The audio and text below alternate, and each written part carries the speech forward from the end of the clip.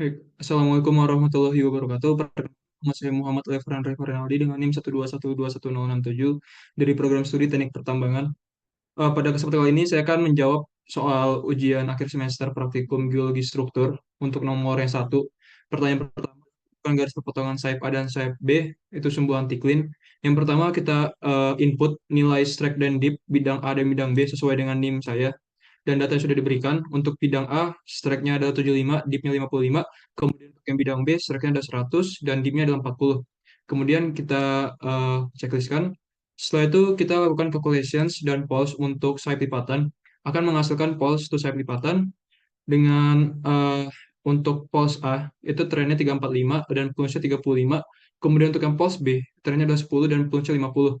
Kemudian untuk tadi sayap lipatan, kita berikan label untuk bidang A dan bidang B ada label B. Kemudian untuk yang pulse A, kita berikan PA, dan begitu pun pulse B, kita berikan PB.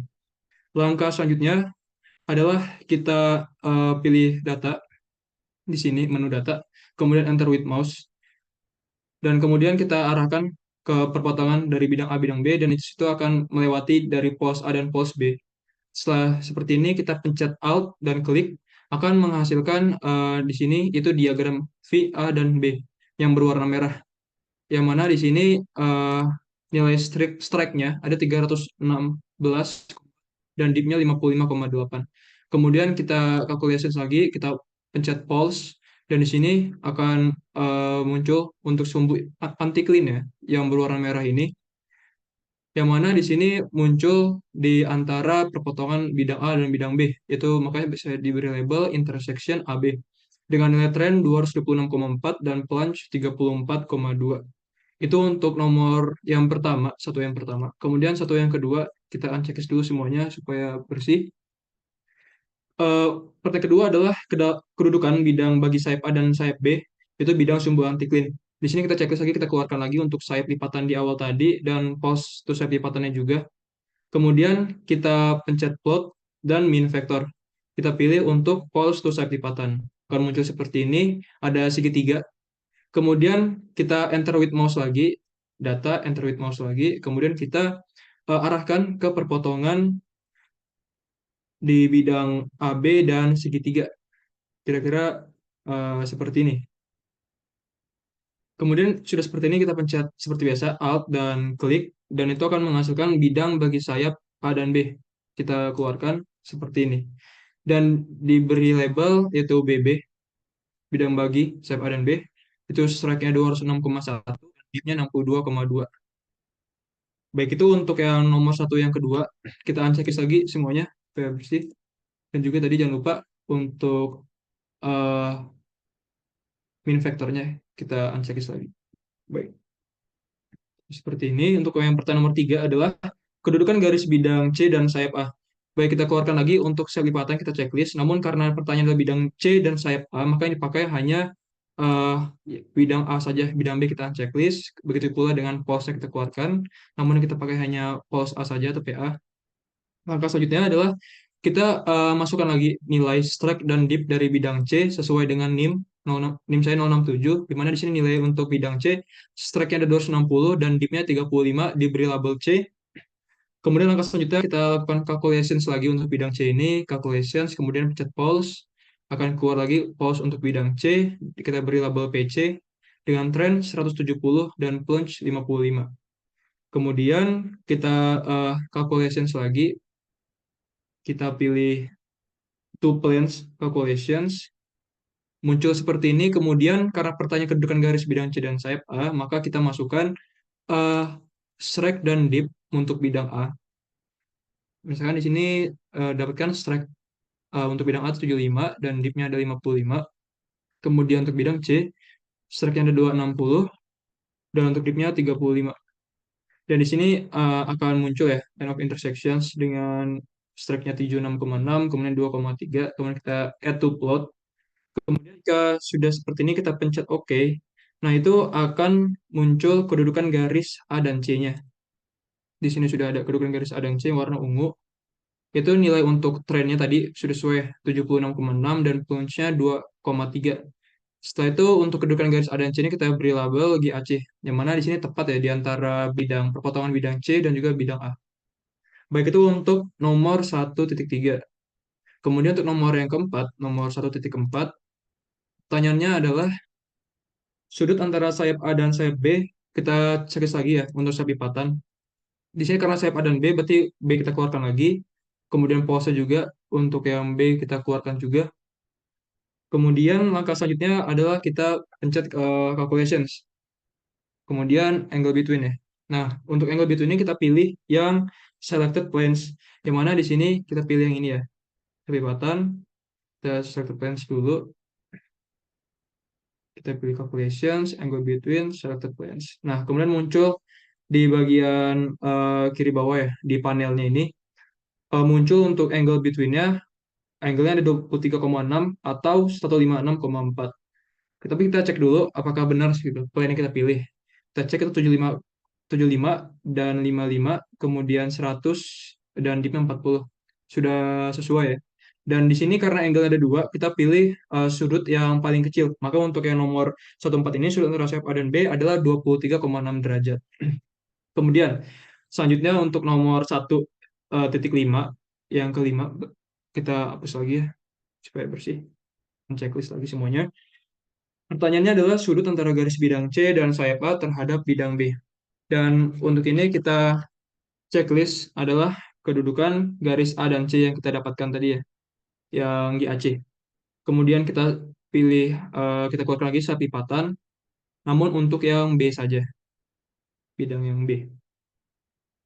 Kemudian pos to sapipatan juga kita keluarkan, kita checklist, tapi yang PB saja, pos B saja. Kemudian kita pilih data, enter with mouse lagi. Setelah itu kita arahkan yang melewati pos B dan juga GAC, seperti ini ya.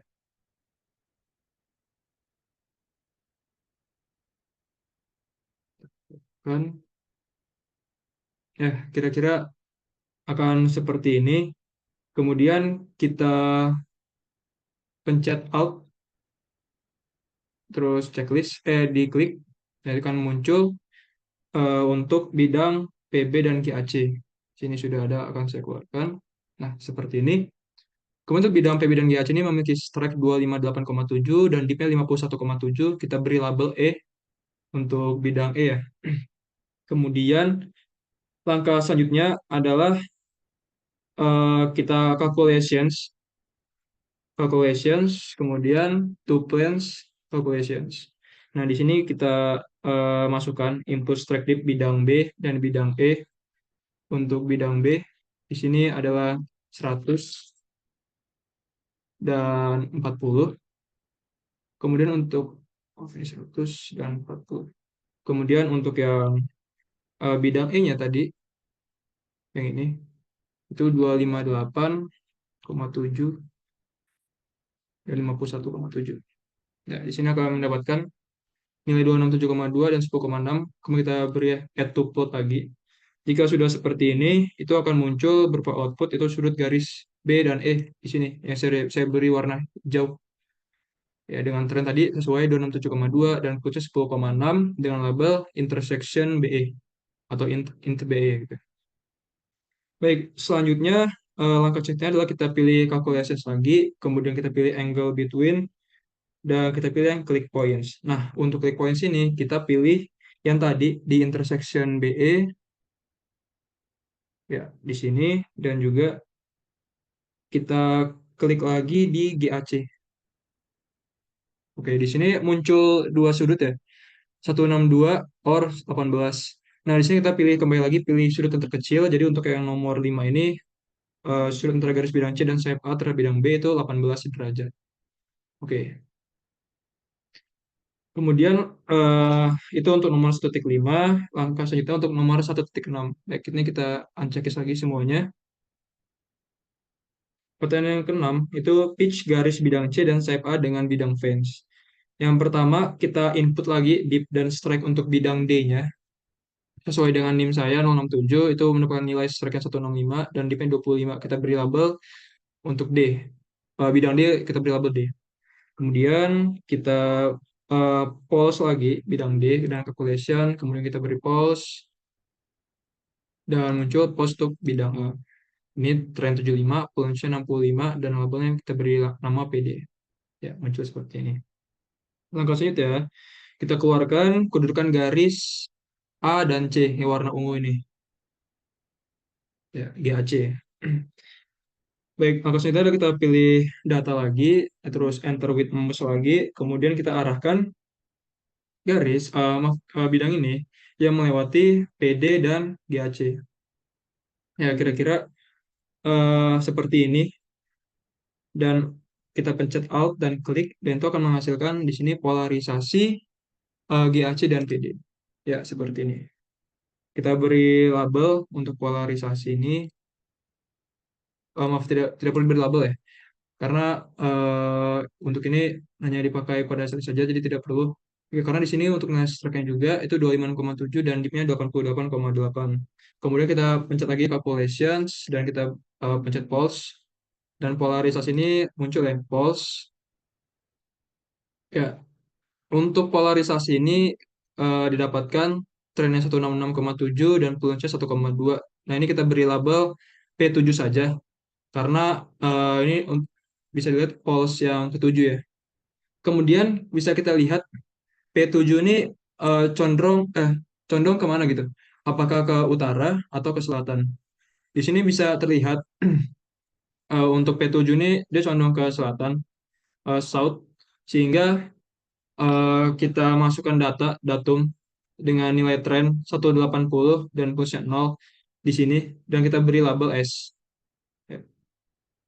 Kemudian langkah selanjutnya kita calculations lagi, kemudian kita selected lines,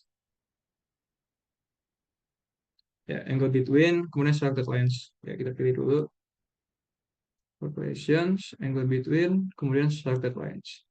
Ya, di sini kita peroleh untuk tadi ya yang kita pilih 166,7 trennya dan puncak 1,2, dan 180 untuk trennya dan puncak 0. Itu kita dapat dua sudut lagi, 13,4 atau 166,6. Kembali kita pilih yang sudut terkecil, yaitu 13,4 derajat. Itu untuk nomor 1,5. Kemudian langkah selanjutnya, untuk nomor 1,7, ini kita uncheck lagi semuanya.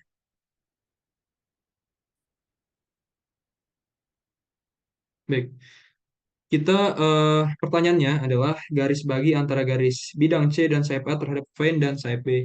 Langkah pertama adalah side lipatan, kita checklist, dan yang kita pakai hanya side B-nya saja ya, dengan strike 100 dan dip-nya 40 ini. Kemudian bidang D juga kita checklistkan, kita keluarkan. Kemudian kedudukan garis A dan C-nya kita keluarkan juga, GAC. Kemudian kita lakukan calculations, dan two planes calculation. Right, two plane calculation. Kemudian kita masukkan input dari bidang B dan bidang D. Jadi untuk yang ini contohnya untuk bidang B ya, strike-nya 100 dan dip-nya 55. Kemudian bidang D, strike-nya 165, dip-nya 25. Oke, di sini kita peroleh ya 261,1 dan 24,9. Kemudian kita add to plot lagi, dan di sini akan menghasilkan garis bagi AC dan BD. Di sini sudah ada, langsung kita cek saja. Ya, jadi dia bisa dibilang motong ya di bidang B dan bidang D-nya. Kita beri nama label GBD. Kemudian kita pakai lagi, kita masukkan datum dari kedudukan garis AD dan C, yaitu GAC, ke dalam dataset ini. Kita berikan label GAC lagi, masih sama. Kemudian kita checklist lagi untuk garis bagi AC dan BD. Ya, sudah kita keluarkan. Kemudian kita plot, kita pilih main vector, pilih yang garis bagi AC dan BD. Ya, muncul ya segitiga di sini lagi. Kemudian seperti biasa, data, enter with mouse. Kita klik segitiganya. Ini. Namun di sini kita milih garisnya, jadi berupa titik ya. Kita pencet shift dan titik gitu. Shift dan klik. Sehingga akan menghasilkan garis bagi. Di sini dia akan dikeluarkan kayak di sini ya. Pas di segitiganya. Dan diperoleh untuk garis bagi ini trennya ada 32,2 dan plunge-nya 68. Dan itu adalah untuk jawaban nomor 1.7. Baik, sekian dari pemaparan saya untuk nomor 1. Terima kasih perhatiannya. Wassalamualaikum warahmatullahi wabarakatuh.